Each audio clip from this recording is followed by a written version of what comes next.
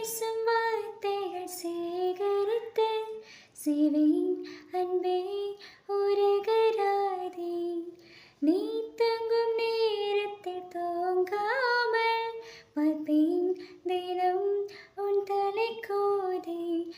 கதோரத்தில் எப்போதுமே உன் மூச்சு காற்றின் வெப்பம் சுமப்பேன். கையோடுதான் கை கோத்துதான் உன் மார்பு சோட்டில் முகம் புதைப்பேன்.